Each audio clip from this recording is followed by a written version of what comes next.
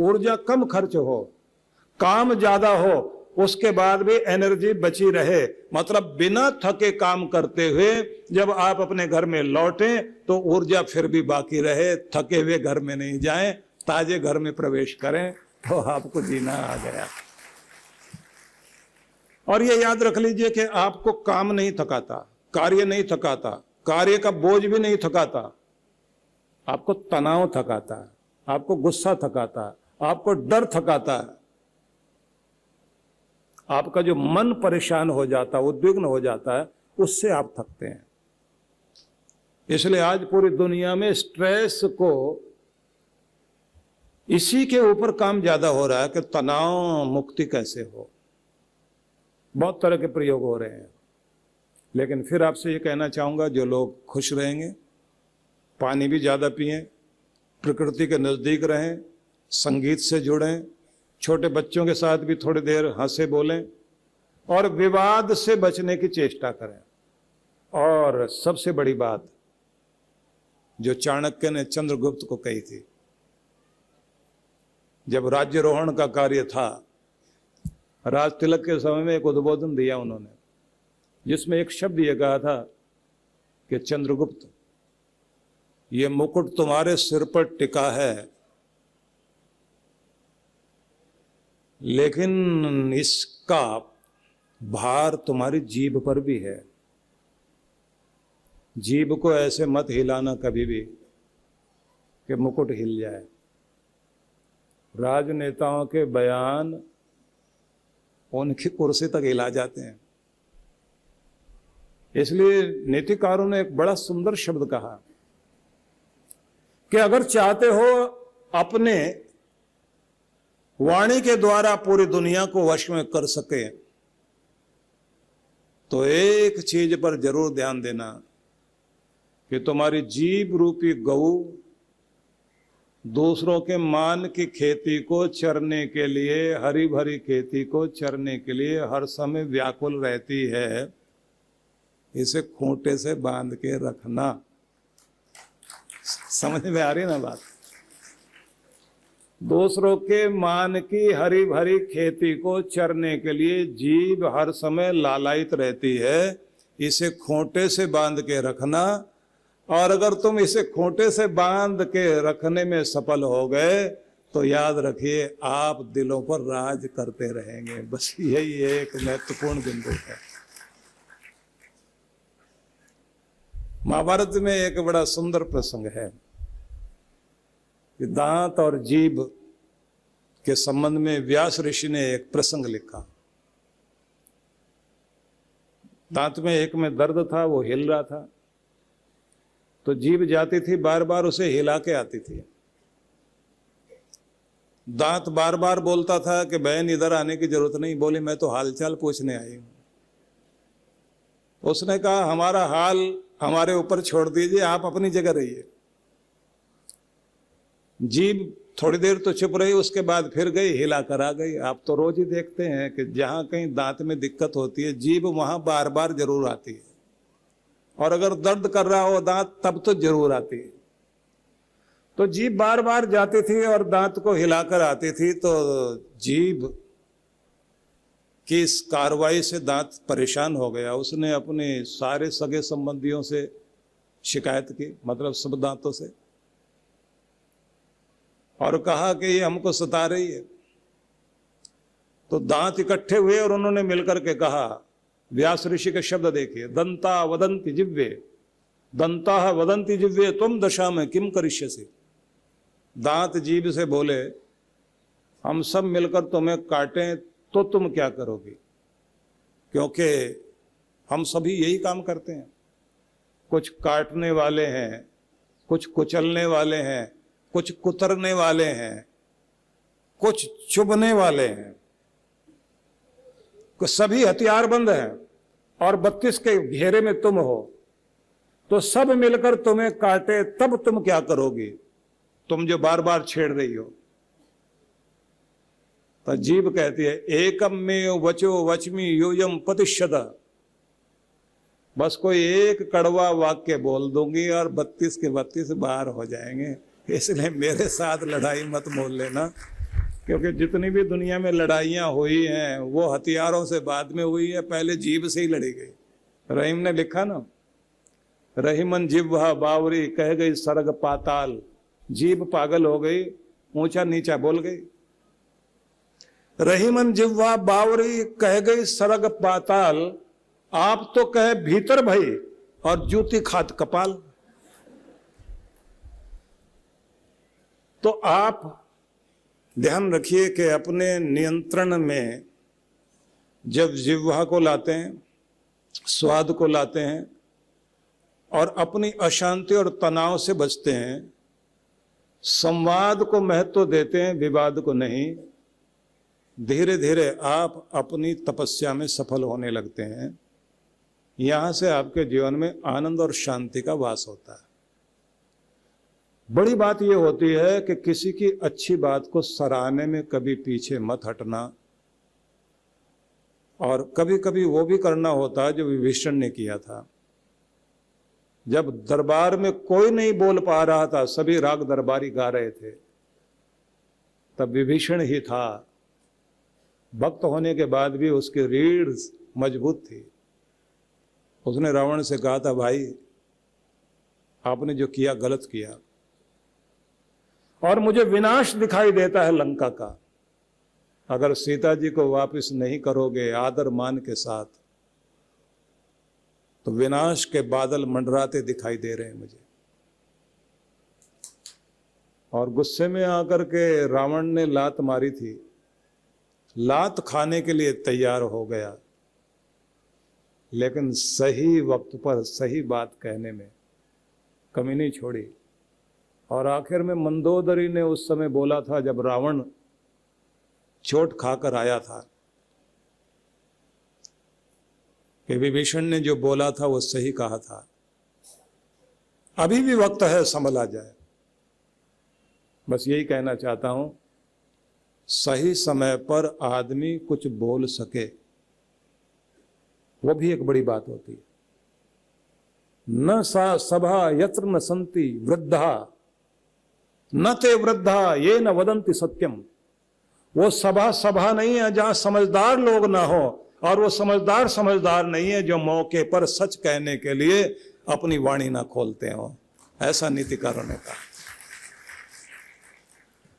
तो सही बोलना भी आना चाहिए, लेकिन साथ में ये ध्यान जरूर रखें, कभी झुकना, कभी झुकाना, कभी मानना, कभी मनवा लेना।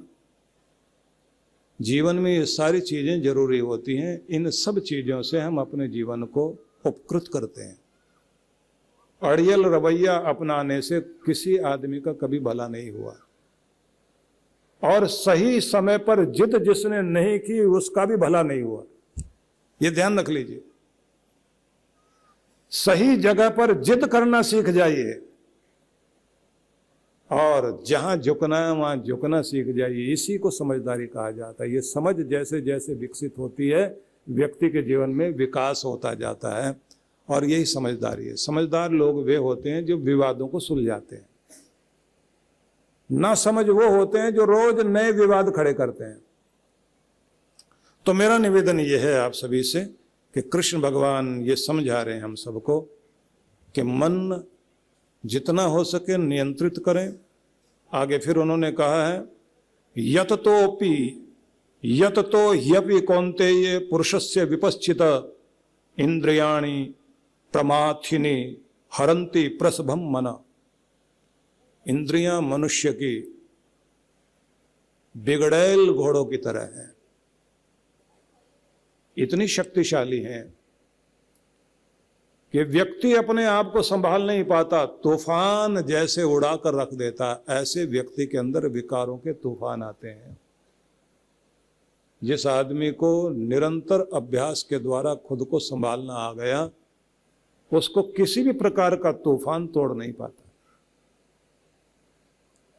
फ्रांस के इतिहास में एक वर्णन आता है जिसमें यह कहा जाता है कि उनको अंग्रेज लोग आजादी देने ही वाले थे, लेकिन वहां के राजनेता के ऊपर एक आरोप लग गया उसके किसी त्रुटि के कारण। कुछ लोग कहते हैं कि अंग्रेजों की चाल थी, उसके कारण 1.5 साल और ज्यादा गुलाम रहना पड़ा फ्रांस को। कभी कभी लम्हों में खता होती है और सदियों तक व्यक्ति सजा भोगता है। इसलिए कहा जाता है कि व्यक्ति को अपने मन की लगाम कस के रखनी चाहिए, और ये प्रैक्टिस से होगा, अभ्यास करते रहना चाहिए। साधना में नियम सिखाए जाते हैं, और आपके यहाँ जो जितने भी व्रत हैं उन सब व्रतों में यही तो किया जाता है। आप अपने स्वाद को जीतते हैं। नवरात्रे अभी बीते हैं, तो उस समय बाहर के श्रृंगार से ज्यादा आंतरिक श्रृंगार पर महत्व दिया जाता है कि बाहर आप श्रृंगार को महत्व नहीं दें, अपने अंदर को सजाओ। अंदर सजाना है शांति से, संयम से, तपश्चर्या से, मितभाषी बनकर। अनेक अनेक 16 गुण माने गए हैं, जिनको 16 जीवन की कला माना गया है। उनको धीरे धीरे व्यक्ति अभ्यास के द्वारा जागृत करता है, और यही हमारे देश में ऋषि मुनि लोग करते थे, जिसका ये प्रभाव होता था कि हमारे देश में समय समय पर जब विदेशी यात्री आते थे, उन लोगों ने हमारे देश के बारे में बहुत सारे वर्णन किए, जिसमें हम लोग जो मैगस्थनीज के बारे में पढ़ते हैं, फाइयान के बारे में पढ़ते हैं, वेनसांग के बारे में पढ़ते हैं। तो मुझे मैगस्थनीज के कुछ वाक्य याद आते हैं। लगभग 6वीं शताब्दी में वो व्यक्ति भारत में आया था, और उस समय हिंदुस्तान क्या था, कैसा था, उसका वर्णन किया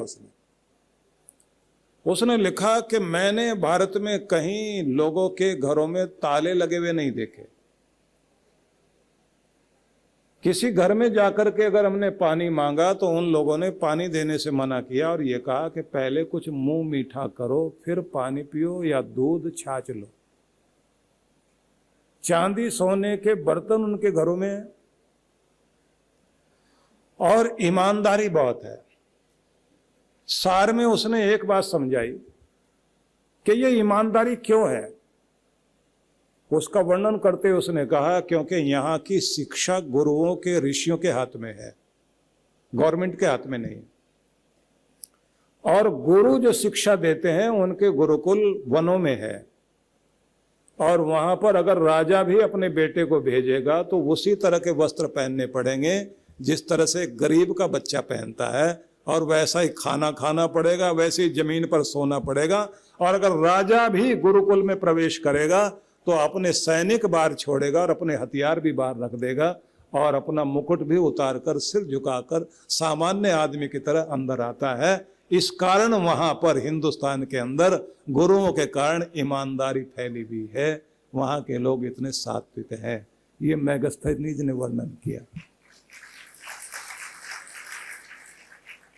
जैसे शिक्षा बिकाऊ हुई और घर में ट्यूटर आने शुरू हुए, बस ये व्यावसायिक रूप, ठीक है, विद्यालय होने चाहिए और विद्यालयों में शिक्षा चलनी चाहिए, पाठ्यक्रम कोर्स पूरा पढ़ाया जाए, लेकिन साथ में मॉरल एजुकेशन भी होनी चाहिए।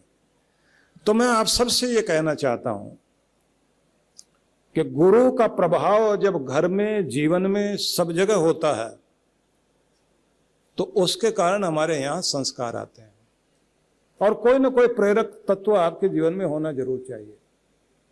जब प्रेरक तत्व आपके जीवन में होता है तो फिर आप उस वाणी के द्वारा नियंत्रित होते हैं, प्रेरणा लेते हैं। और जब आप नया नया रोज कुछ सीखते हैं, नया कुछ जानते हैं और अपने आप को साधते हैं, तो आप भले ही घर गृहस्थी में अपने घर में रहें, लेकिन आपका हिमालय और आपका साधना वाला स्थान आपका घर ही बन जाया करता है। इसलिए जो अपने घर को साधना स्थल बनाना चाहते हैं, उसे अपने घर में अपने गुरु की वाणी लानी चाहिए और अपने हृदय में अपने गुरु का भाव बैठाना चाहिए। इसलिए अनुसूया जैसी महिला, गार्गी, मैत्री, कात्यायनी, लोपामुद्रा, बहुत सारी ऋषिकाएं हुए हमारे देश में। सती सुमना अपने घर परिवार में रहते रहते, अपनी साधना करते करते इस ऊंचाई को पहुंच गई। उर्मिला का उदाहरण ले लीजिए आप। उर्मिला ने महलों में रह करके ही तपस्या की, महान सती थी वो। तो अपने घर को भी साधना स्थल बनाया जा सकता है। आपका जो मंदिर है, आपका मंदिर साधारण नहीं है, वो जीवन की प्रयोगशाला है, जहां आप अपने जीवन पर प्रयोग करते हैं। मंदिर बनाओ घर के अंदर ऐसा कि जिसमें आप शांति से थोड़ी देर बैठ सकें, आत्म संवाद भी कर सकें, क्योंकि वहां से आत्म निर्माण होता है, आत्म विकास होता है। थोड़ी देर अकेले बैठो, जरूर खुद से बातचीत करो। वैसे तो प्रत्येक व्यक्ति आत्म संवाद हर पल करता है। आप अगर मुझे भी सुन रहे हैं तो सिर्फ मुझे सुन रहे हैं ऐसा नहीं है, आप अंदर अंदर खुद से भी बात कर रहे हैं। हर आदमी हर जगह, अगर किसी से आप बात भी करोगे तो एक बात बाहर चल रही होती है और एक बात आपके अंदर चल रही होती है। लेकिन जब आपका आत्म संवाद गुरु का संवाद बन जाता है, तब आपकी जिंदगी धन्य होनी शुरू होती है।